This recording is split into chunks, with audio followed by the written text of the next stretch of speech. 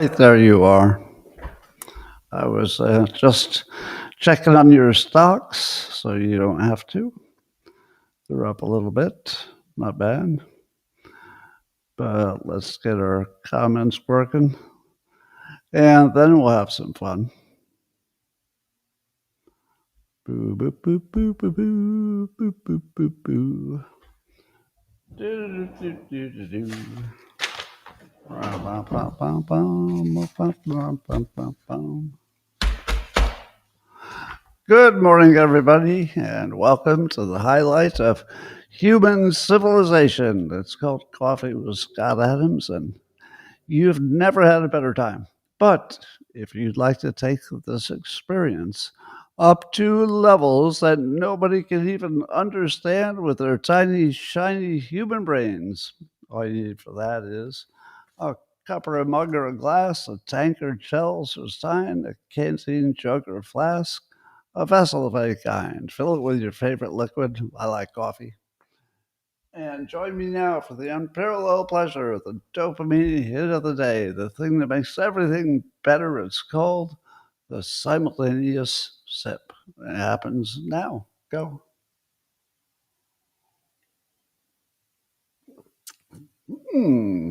Yum. Extraordinary. All right. So, according to Just the News, Ben Whedon is reporting that that Musk and Trump have spoken on the phone. Is that confirmed? In the comments, you can tell me if that's really something that happened.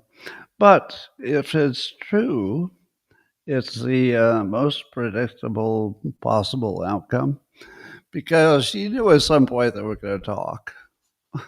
Obviously, if they had to talk. And you knew that they wouldn't keep it ramped up to 10. So they were going to ramp it down, which they have.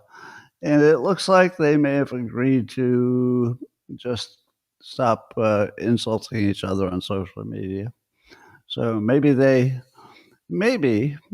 I don't know, I wasn't on the call, but maybe all they did is decide it wasn't good to insult each other in public.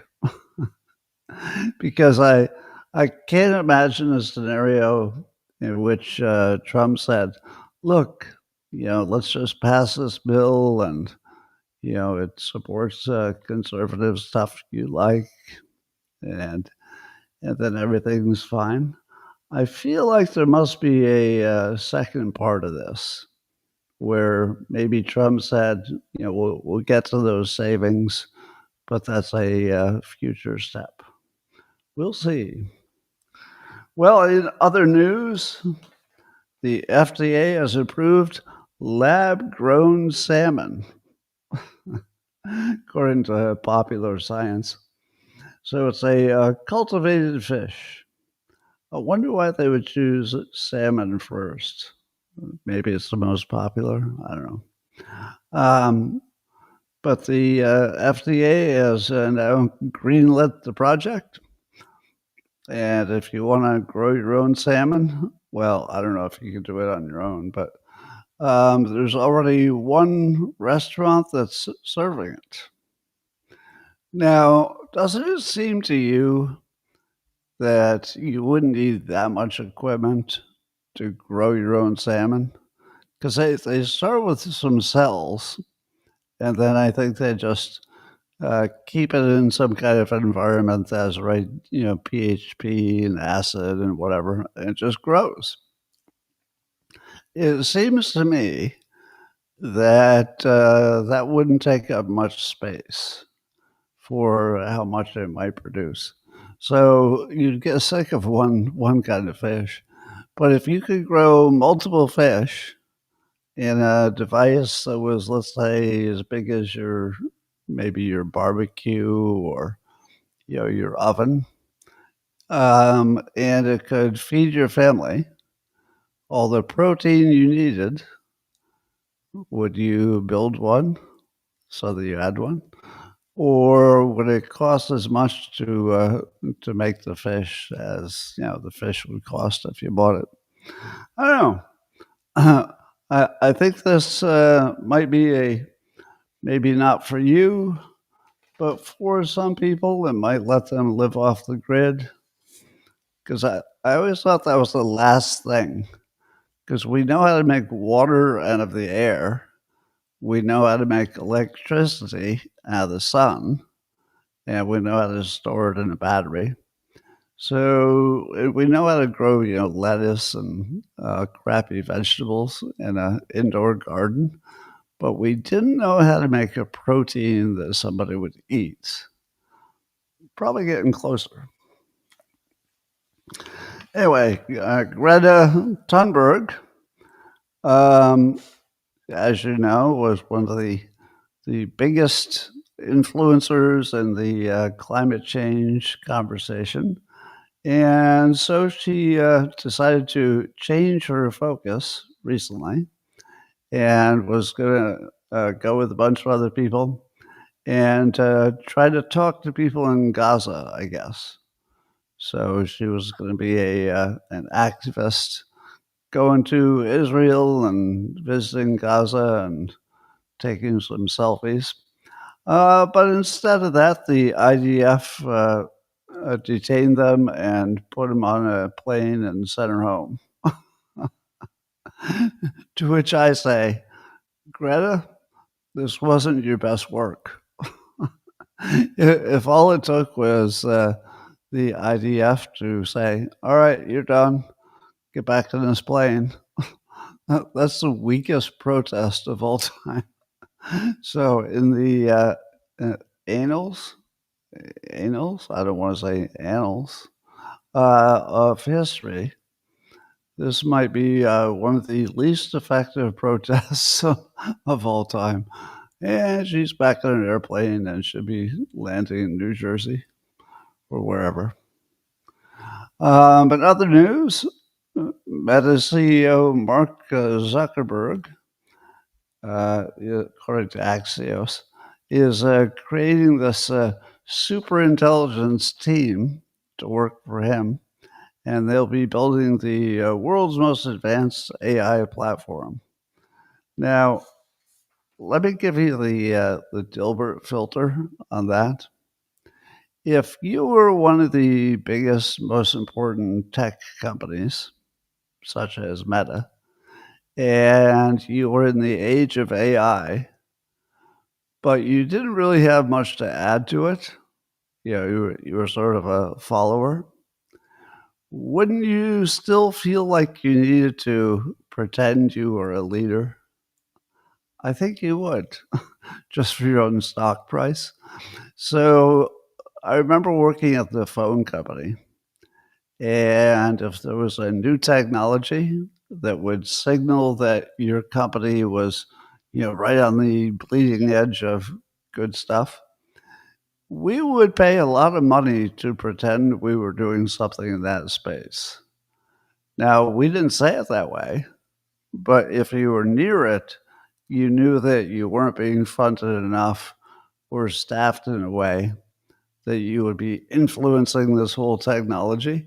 You would just be sort of pretending that you were doing something in that space. It makes me wonder if Zuckerberg really thinks that they're going to, get the lead on whatever Elon Musk is doing with AI and whatever ChatGPT is doing, and whether they think, okay, if we get the right staff and we pay enough for the people and we fund them enough and we put enough, management attention on it, we'll be able to create this, new AI platform that's better than anything anybody's ever seen. Maybe, possibly. Or it's possible that you just need to demonstrate that you're in that space so your stock doesn't go down. Speaking of which, Apple is at the Worldwide Developers Conference, which is where companies like to announce, upgrades and, new features. And it doesn't look like they're going to have much to say about AI at all. So, do you think Apple stock went up or down when the investors found out that they don't have much to say about AI again? I think it went down. Now, that was maybe an hour ago, so you have to keep an eye on that. But my Dilbert filter is that if you're not at least pretending to do a lot with AI, you're going to have lower stock. So anyway, we'll see if Zuckerberg can do it again and come up with an AI that wows us. Well, speaking of the big, beautiful bill, Speaker Johnson is warning people to warning his own team, the Republicans, not to get all worked up about the SALT deductions. Now, if you're not in a state where that matters, you don't know what SALT stands for.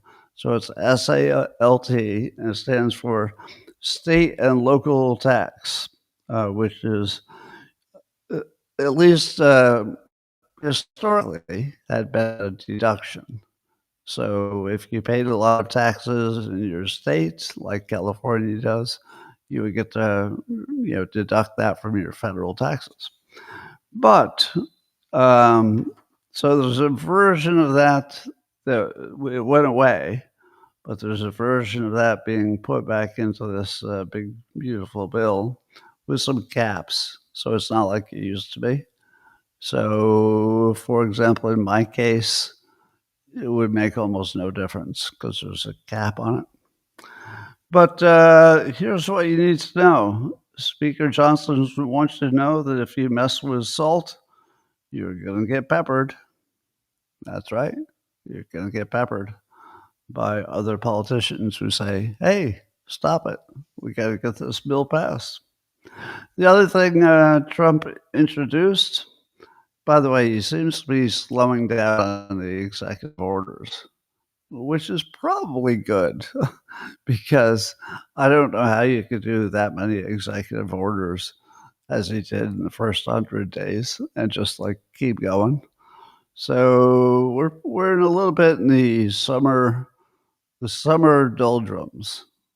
So my show won't be as long, and the topics will be artificial, like the riots. We'll talk about that. But Trump has introduced the idea.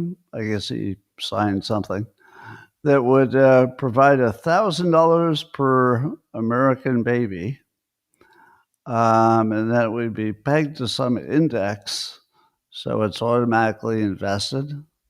And I assume it would be like the S&P index or something. And then it would be open to other people making donations. And the idea would be to make children investors from day one.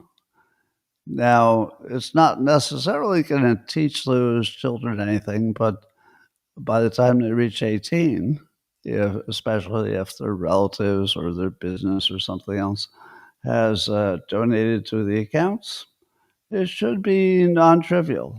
It's not going to pay for college, but we might not be going to college by then.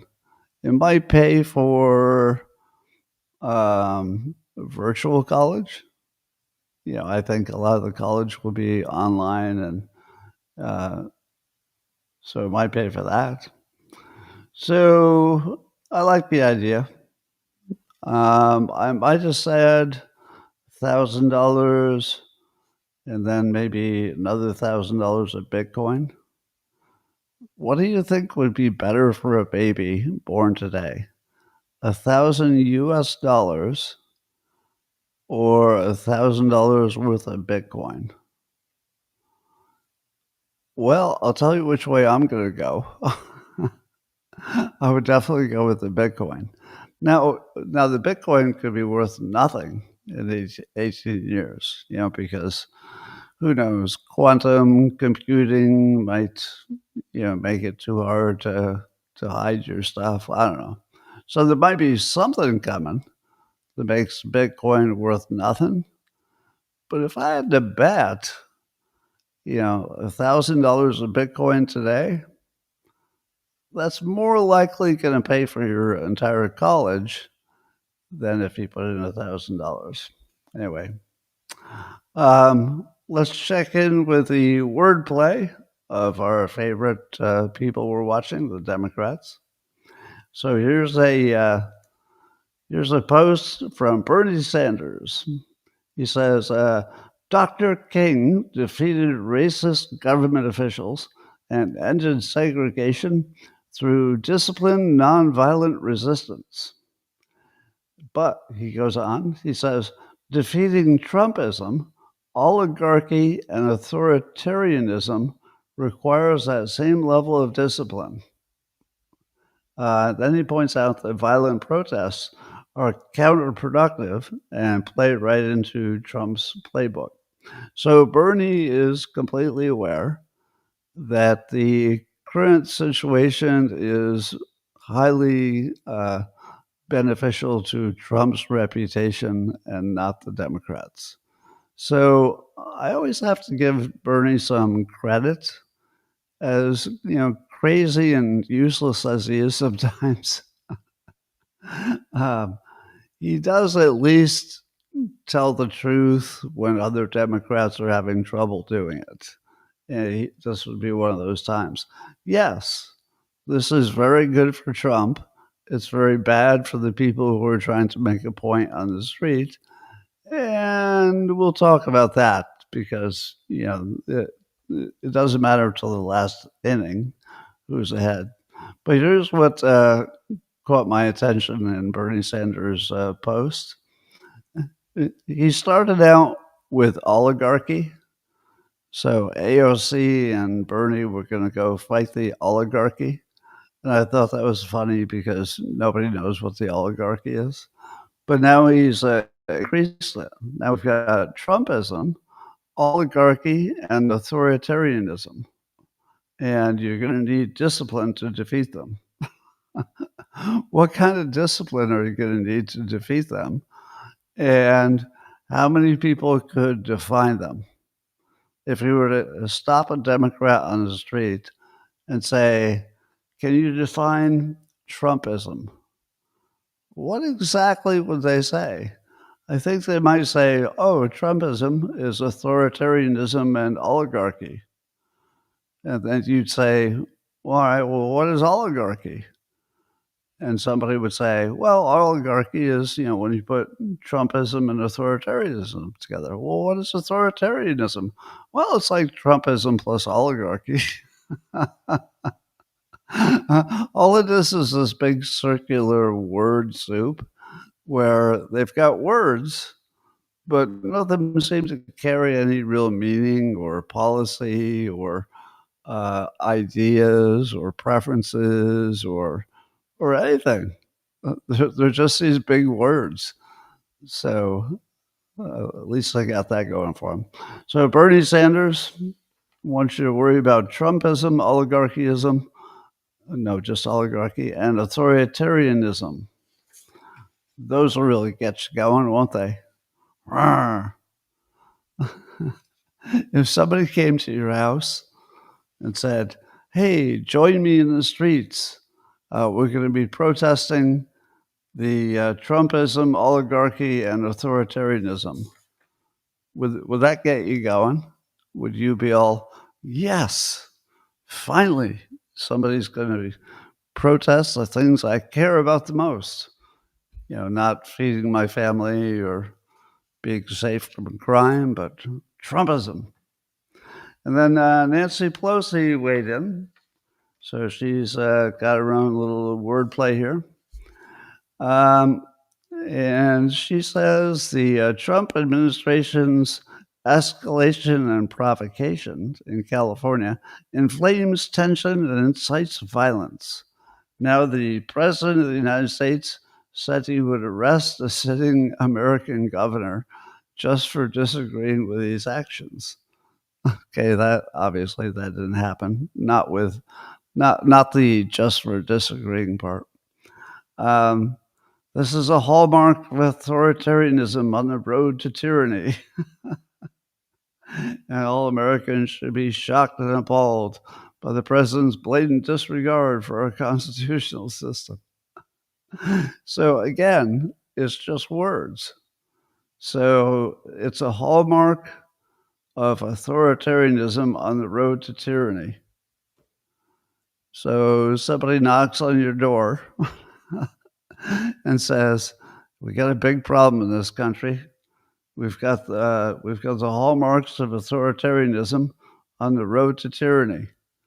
Really? That sounds terrible. What are they doing exactly?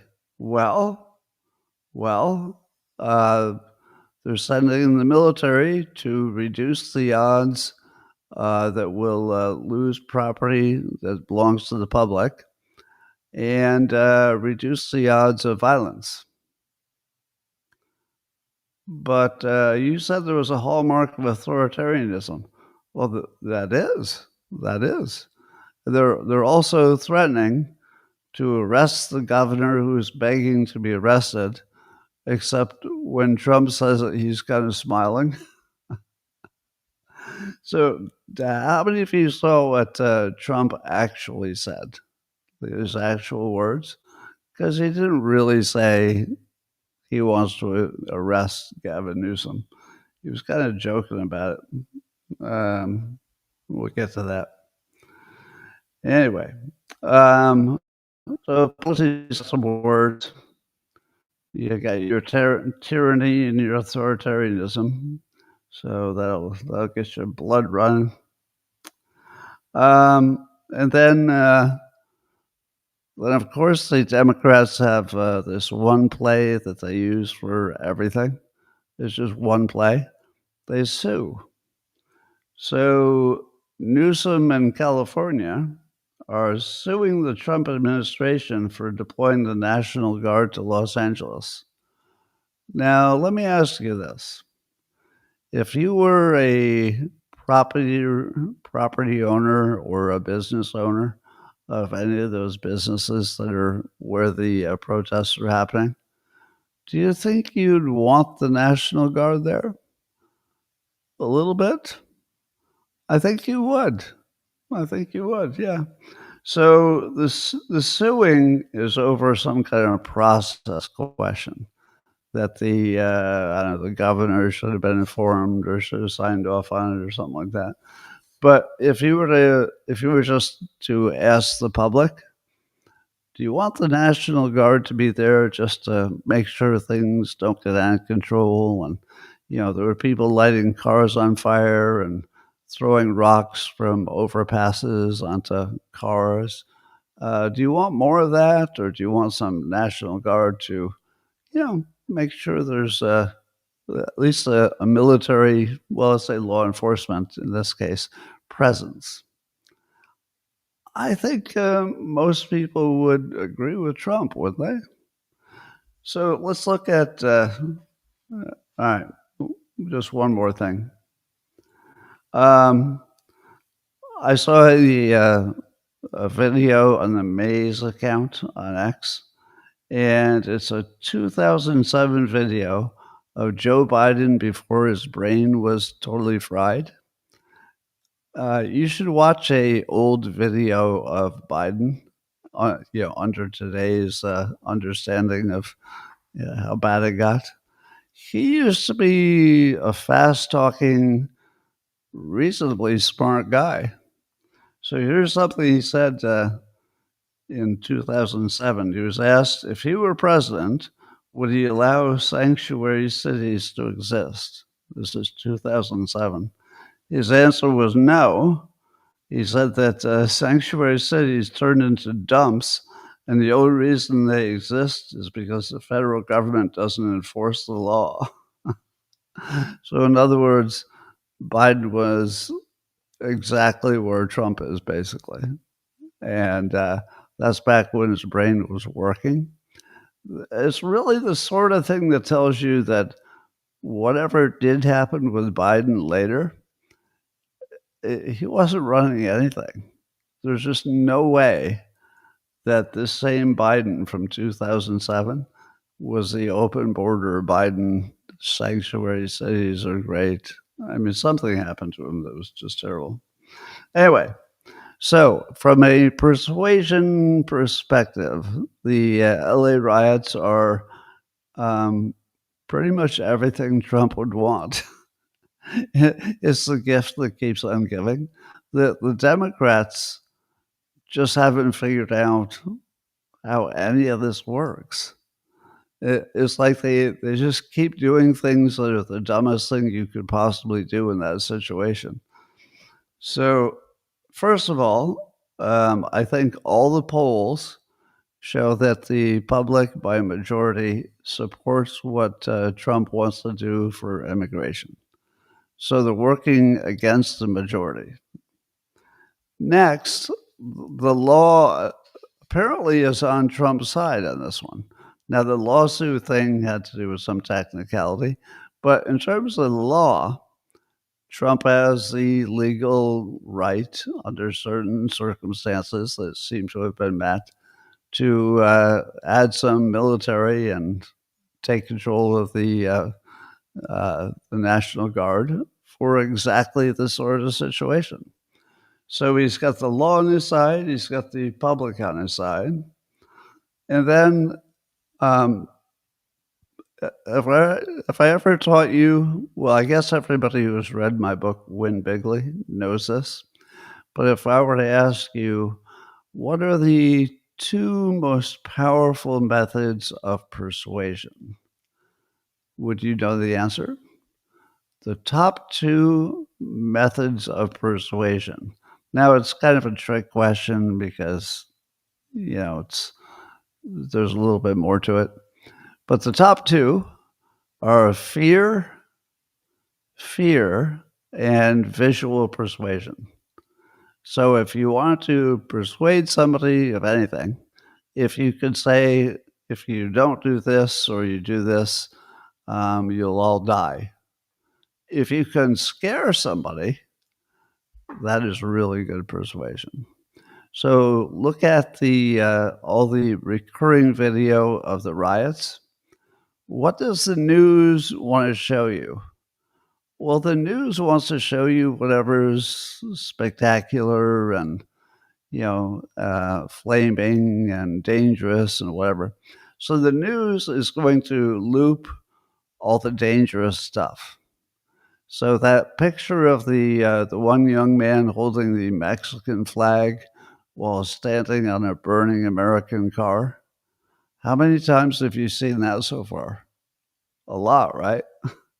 Now, that's a really scary image because you think to yourself, uh-oh, there's people here willing to burn things and, create some degree of violence.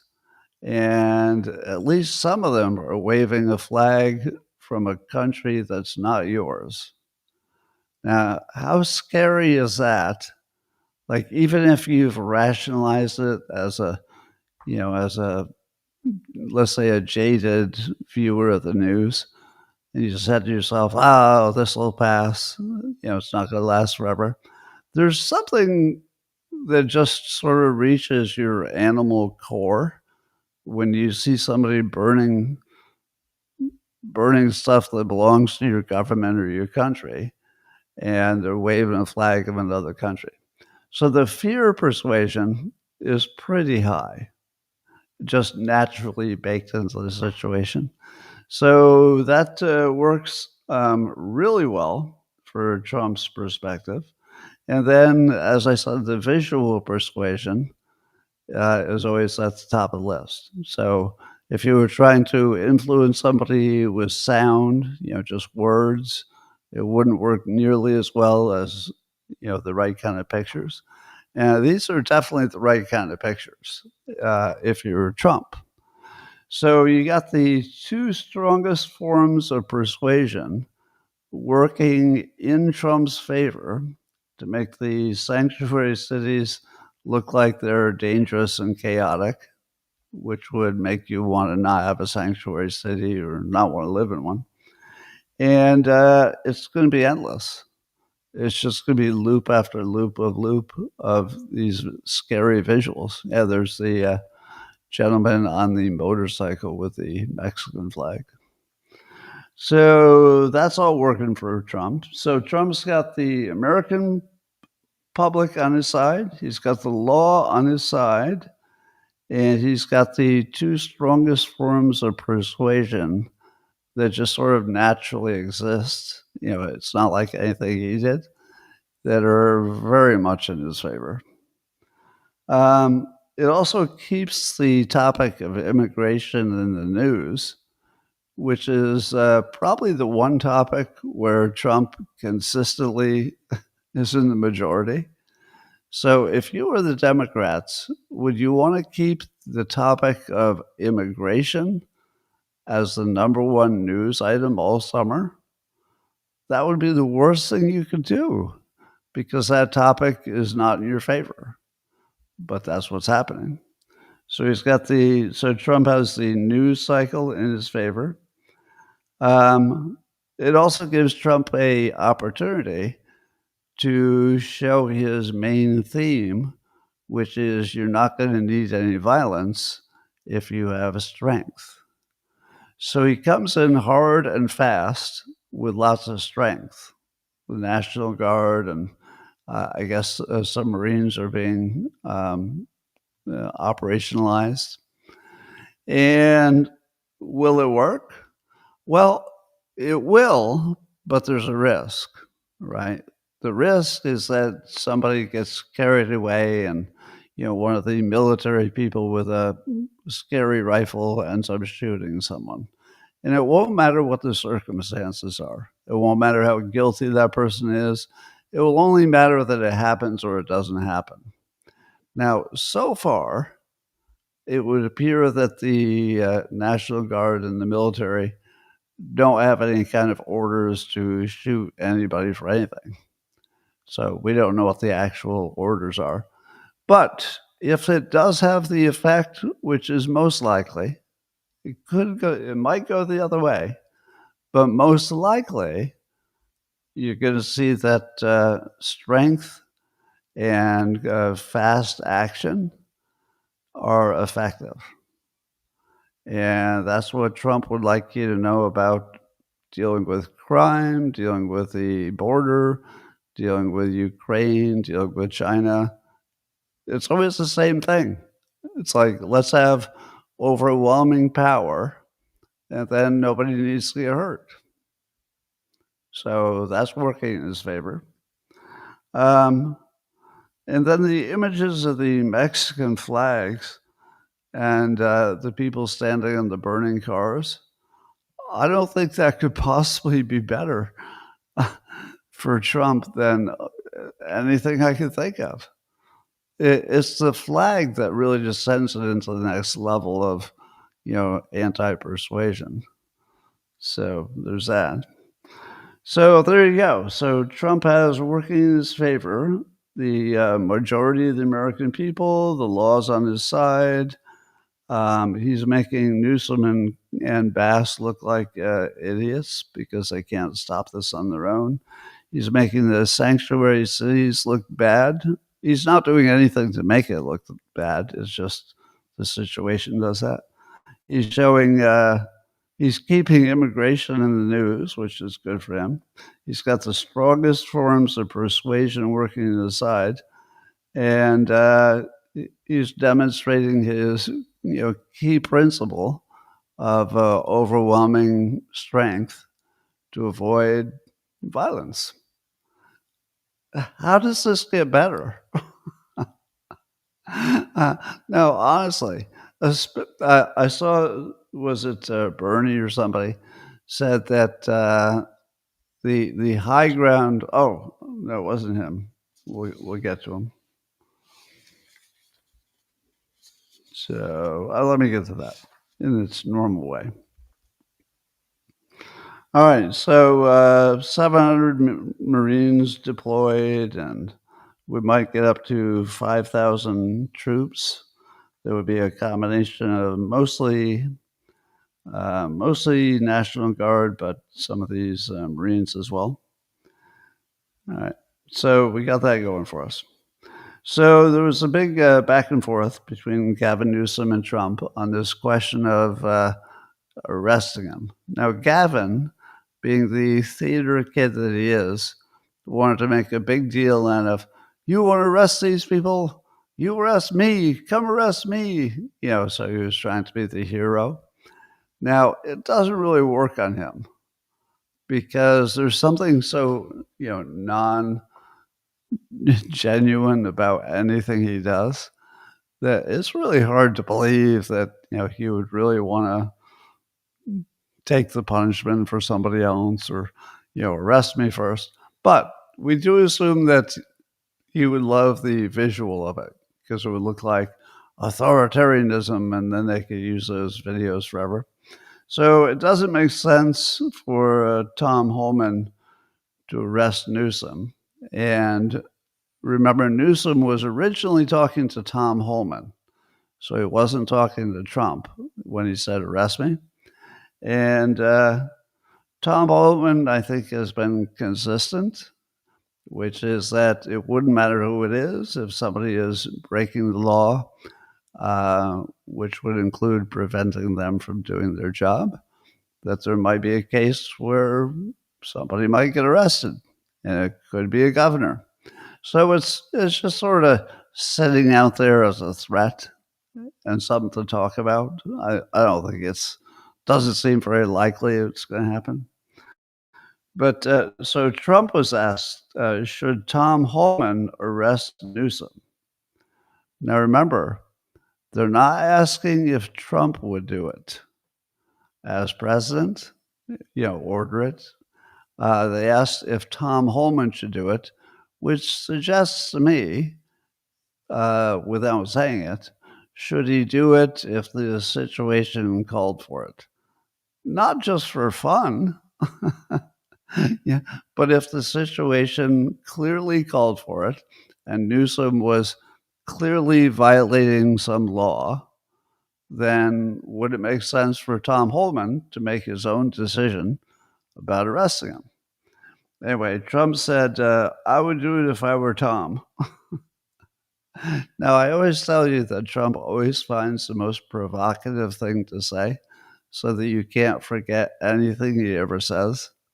Well, the most provocative thing he can say is, I would do it if I were Tom.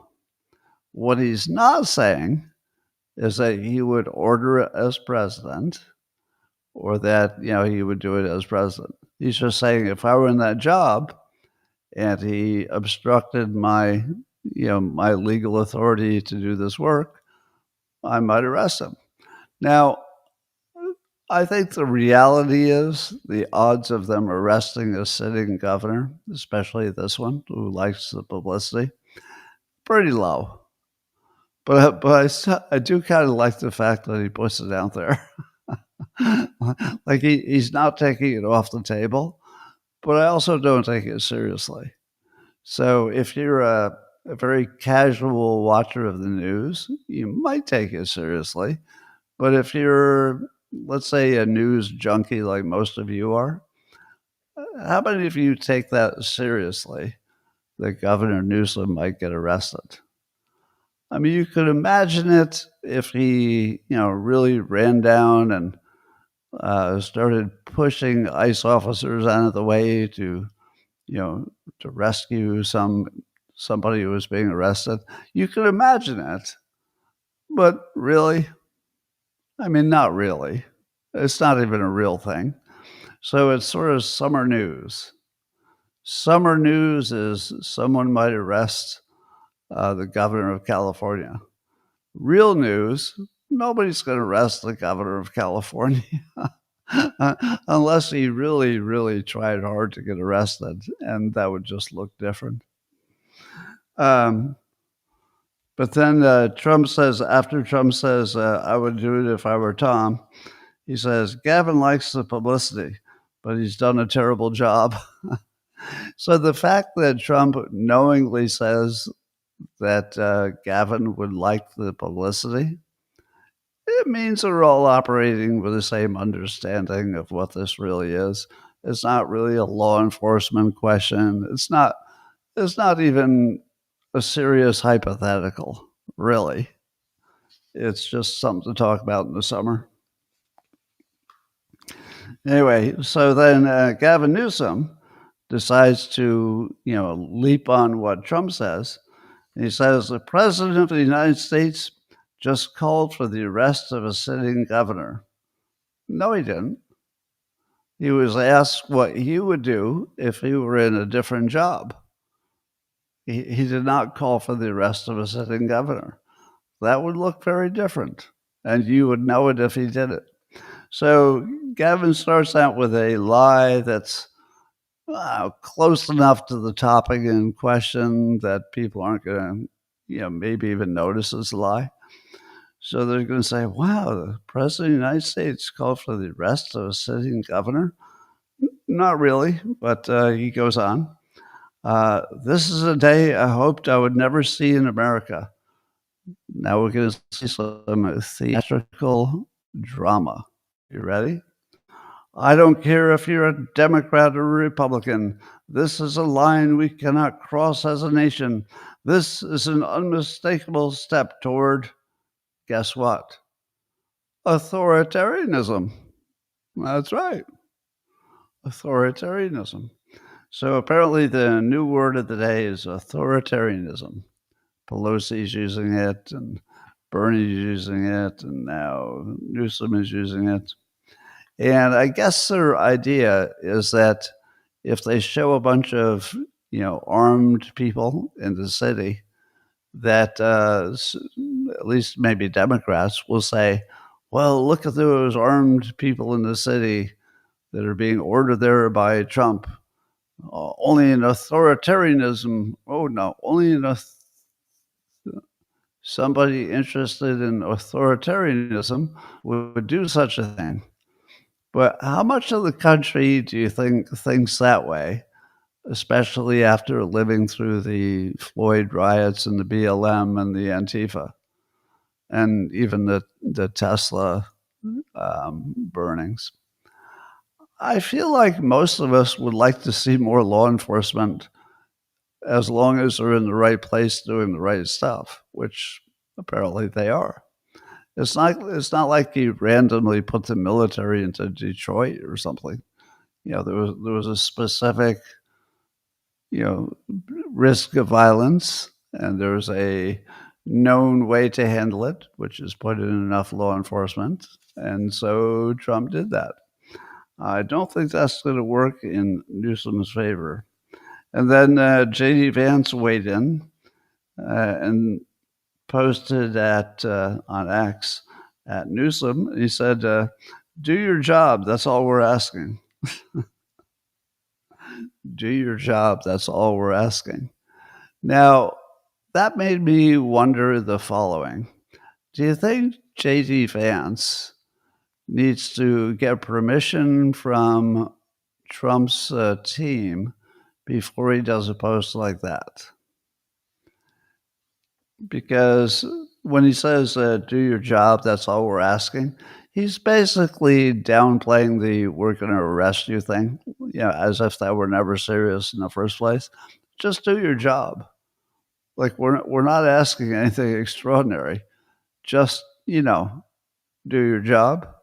So that's a pretty good post. But don't you wonder if JT has the trust of the administration to do that specific kind of a post, or does he have to run it by somebody? I would say, I don't know, but I'm going to make a guess. And my guess is that JT has proven himself to the point where he does not need to run that by anybody, because he is such a good communicator. And he understands perfectly what the president intends, and he understands the base perfectly. So this was a good post because it, took it out of that "we'll arrest you" mode and took it down to just do your job. So then Gavin Newsom falls into the trap, and he goes with the job theme. So he responds back to J.D. Vance. He says, "Do your job. We didn't have a problem until Trump got involved. Rescind the order. Return control to California." Now, rescind the order, I think, means the National Guard order. So J.D. Vance effectively changed the conversation from arresting a governor to, are you doing your job or not? And then Newsom fell into the trap of, instead of saying, no, the real issue is somebody trying to arrest a governor for no reason, he just went with the job thing and just said, how about your job? Do your job.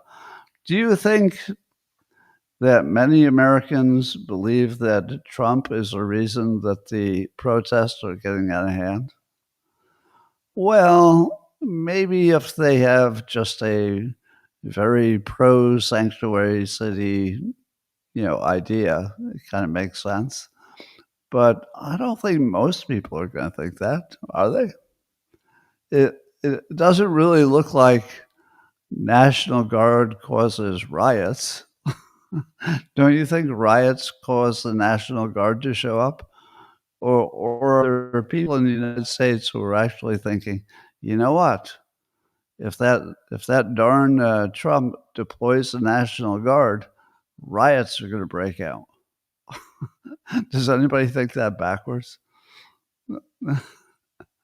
Now, I realize it's just team play. So there's going to be plenty of people who, come up with a tortured explanation of why Trump is the cause of sanctuary city riots, because he's, trying too hard with immigration enforcement, etc. Well, anyway, so Senator John Fetterman posted this. He said, I unapologetically stand for free speech, peaceful demonstrations, and immigration. But this is not that. He said, this is anarchy and true chaos. So it kind of looks like he's blaming his own side for anarchy and true chaos. And then he says, my party loses the moral high ground when we refuse to condemn setting cars on fire, destroying buildings, and assaulting law enforcement. So there he is again.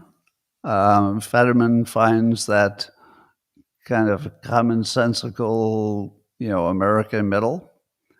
But I think he missed the moral high ground. He's saying the moral high ground would be to condemn the setting of fire of cars and the violence and stuff like that. Now, I think that would be a good thing to happen. I would love to see the Democrats condemn all the forms of violence. But it's not the highest moral high ground. The higher moral high ground is you need to get your team to stop funding and organizing riots. You're not going to convince me that the real problem is that you're observers. The Democrats are not observers. They're members of a large political party whose allies almost certainly are behind all of this.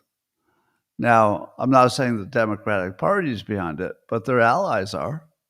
I mean, pretty obviously and clearly, and yeah. So the moral high ground is to stop funding it. Yeah, if you don't fund it, it's probably not going to happen. Because I like to say again, how many of the people who were, at the protests were thinking to themselves even 2 months ago, the most important thing I could do is risk my freedom and my health to protest sanctuary cities being violated?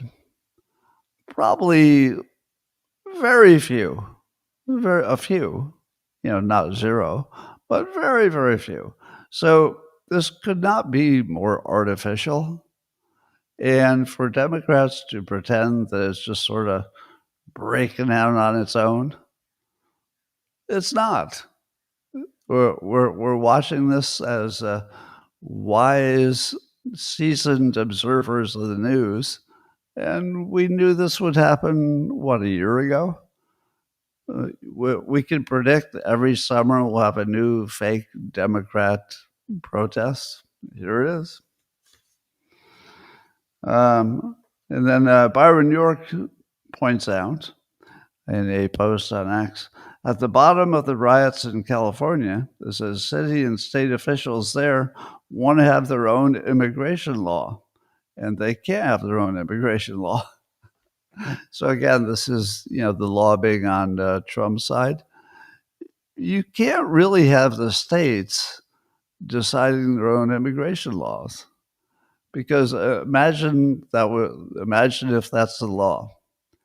Then it wouldn't matter if the federal government said things were illegal. You can't come across the border, as long as, let's say, California said, "Yeah, come on in, border's open, no problem." Those cannot coexist. So somebody, some one entity, needs to be in control of immigration, because you can't parse that out. As soon as you say you do what you want and I do what I want, somebody's going to have a big open border, and then another state is going to be, all right, we're going to try to stop everybody coming into our state, but it won't make any difference because people will just come in through the open part. So there really isn't any situation in which anybody but the feds are in control of immigration. Nothing else would work. All right. I saw pictures of an Apple store getting looted in downtown LA, and I wondered if any of you have the same feeling. When I watch a crime happen, I generally feel revulsion, like, oh God, these darn criminals, and they should be caught and go to jail, and why didn't that retailer build a booby trap? Or so I'm always thinking the worst case scenario. But for some reason, whenever I see an Apple store being looted, because it's happened quite a few times now, I always think, if you were a looter, that would be the most fun to loot. Have you ever watched the looters do a Apple store? They just go down the line, grabbing each phone and ripping it off its little cable. And I always think every handful is like $1,000. It's like every phone they rip out and take with them is like $1,000. But then I also wonder, does Apple not track every one of those phones? And can law enforcement not, if they wanted to, I mean, it probably wouldn't be worth the effort, could they not hunt down every one of those every one of those stolen phones? Could Apple not send a code to each of those phones that just locks them up so they can't sell them? I got lots of questions about Apple. But I'm not proud to admit that when I watch the looters rob the Apple store, I think to myself, if I were a looter, that looks like a lot of fun. I'm not encouraging it. Do not loot an Apple store. But if you've paid for as many Apple phones as I have, you feel like Apple has been robbing you for years. I'm just saying, I don't recommend robbing. I'm not in favor of it at all. But when I watch the looters take down an Apple store, it doesn't feel the same as when they're knocking off like a little grocery store or something like that. That really bothers me. Well, Robert RFK Jr. has ousted every member of the Advisory Committee on Immunizations Practices. So apparently there was an advisory committee that decided or at least recommended, when vaccines were necessary and when they should be used. And so now RFK Jr. has got rid of every one of them. It makes you wonder, what was it about every one of them that made them so replaceable? Was it that they didn't use science, or that they thought they did use science?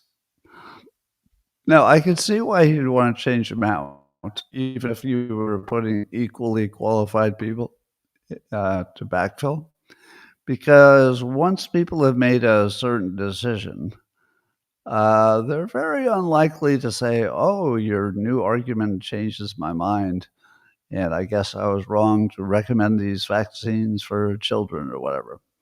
So it does make sense if you're looking to make, potentially, and you don't even know for sure, but if you're potentially trying to make a big change, such as, changing the vaccine recommendations, you might have to get rid of all the people who have sort of settled into a point of view, because I think they would be less likely to, really take any new information and incorporate it. Now, that's just a statement about people in general. It's not a statement about any of these individuals, but in general, sometimes you just need a clean sweep, as I think Trump called it. Well, let's check on some of the dumbest Democrats. Whoopi Goldberg, she believes the Trump-Musk feud was fake. And she said on her show, "I love that y'all bought into it, the Trump-Musk feud." And then Alyssa Farah Griffin said, "Oh, it's not fake. It's not fake." And Whoopi said, "I do believe it's fake." She said, "Yes, I do. It's too strategic." Now, how many of you, as of today, how many of you think that was a fake disagreement? And what fake disagreement involves, all right, here's the deal. You call me a pedophile, and I'll say you have mental health problems. In what world do people make that agreement? I mean, seriously. I understand the general idea that sometimes things are not what they seem, and sometimes people fake, maybe fake a feud to get some attention. So, it's not like those things don't happen. But in the history of fake feuds, has anybody ever said, "I'll call you a pedophile and you say that I have mental health problems"? I don't think so. Or drug problems, even worse. So no, Whoopi. I think we're well past, was it fake or was it real? It was real. And then Hakeem Jeffries, speaking of dumb Democrats, he's still going after the masking of the ICE agents. And he actually said this in public. He said, "If they are proud of what they're doing," meaning the masked ICE agents, "if they're proud of what they're doing, why are they masked?" He goes, "This isn't the 30s. Why are they masked?" To which I ask, why would you ask such a stupid question? Is there even one person who is listening to this who doesn't know why they're masked? And it's not because they're embarrassed of what they're doing. For a moment, I thought, oh, I should, explain to my audience why they're masked. And then I thought to myself, oh, wait a minute. There aren't any freaking idiots in my audience. Like, you were all smart enough to turn on a digital device and navigate to a show and then listen to it. No, every single one of you know why they need to wear masks. There's no mystery here whatsoever. I don't need to explain it. But Hakeem Jeffries, he doesn't understand. So Whoopi thinks that the Trump-Musk thing was staged, and Hakeem Jeffries can't understand why people who would be at risk would want to cover their identities.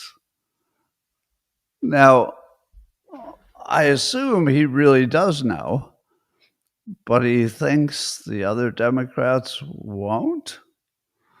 What kind of weird game would he be playing? I think he would be playing the stupid one. All right, so Microsoft has this big conference every year called the Build Conference, and I guess they used to do it in Seattle, but now according to the Post Millennial, they've decided not to have them in Seattle anymore because Seattle has turned into a cesspool of homeless people and dirt and crime and whatever else. So Seattle lost one of its high-profile events. And the issues cited were rampant homelessness, visible drug use, and urban decay. So just in case Seattle was wondering, what is the difference between managing the city well and just letting it run on its own? Well, apparently you lose the Microsoft money. So that's not ideal. There's some new good news on the economy. So almost all of the U.S. job growth under Trump is in the private sector, whereas 25% of that was under Biden, 25% of it was in the government jobs. Now, I was wondering, how exactly did Biden and or Trump determine where those jobs would be? You know, I guess I can see why the government would not be adding as much under Trump, but it's good news either way. And then let me read just a summary from White House Press Secretary Caroline Leavitt. So the economy's booming, she says. Jobs are up, unemployment is down, wages are increasing, and inflation is dead. More than 139,000 good jobs were added to the private sector, all accounted for by American-born workers. Is all that true? I believe it is true. I believe that individual wages are up a little bit. Inflation seems to be, under control relative to what it had been. Jobs are up. Unemployment's down. Everything's good except for what? The debt.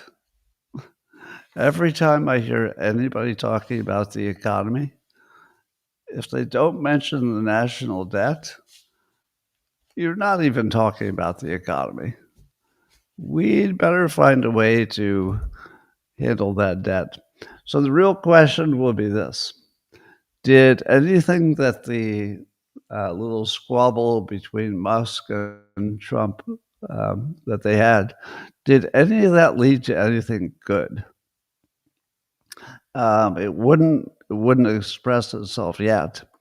But if in the subsequent budget packages that are upcoming, if it turns out that we do make some big cuts, and maybe even ones that people didn't expect, that might suggest that Musk, made a dent, and that Trump knew that having him on his side was better than not. So we'll see.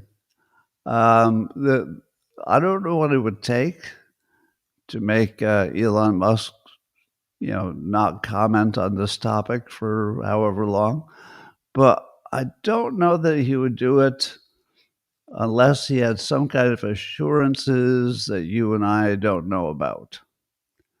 And I don't think he would do it for assurances about, EV credits or assurances about SpaceX or anything, although those would obviously matter to him. I think it would have to be assurances that they would take more seriously the budget cuts in this upcoming process. So we'll see if that's the case. All right. Who's the debt owed to? A lot of it is owed to Japan. All right, ladies and gentlemen, that's all I've got for today. I'm going to talk to the folks on locals privately. Hope you enjoyed the show. And we'll see you again tomorrow morning, same time, same place. And we'll see some more persuasion lessons tomorrow. Accidental ones. All right. Coming at you privately, locals. And the rest of you, I hope to see you tomorrow. Thanks for joining.